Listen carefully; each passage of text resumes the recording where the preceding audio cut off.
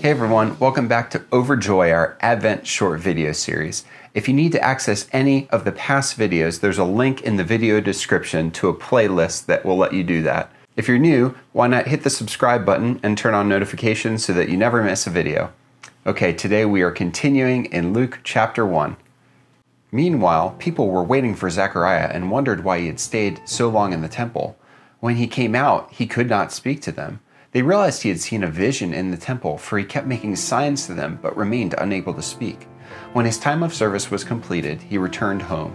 After this, his wife Elizabeth became pregnant and for 5 months remained in seclusion.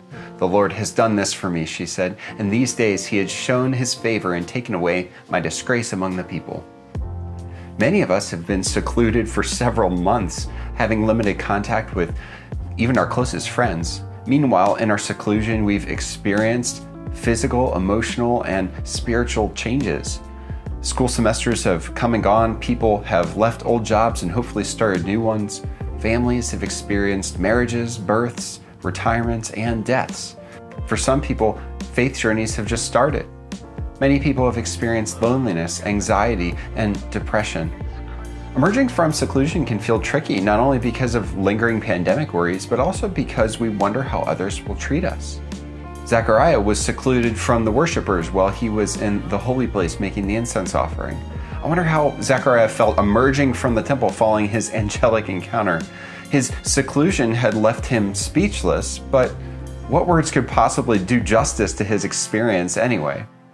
As it turns out, the assembled worshipers outside the sanctuary had not left, but they had been waiting for him, watching and praying. I imagine him flapping his arms wildly like that 90s movie Angels in the Outfield to try to describe his experience. But whatever he actually did, the people outside understood that he had encountered God in some way. What about Elizabeth? How would she respond to Zechariah's experience of seclusion that had left him speechless and yet bearing this impossibly good news?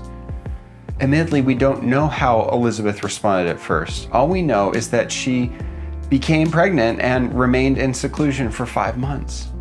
Perhaps Elizabeth needed a full 5 months for God to take away her years of accumulated disgrace at childlessness.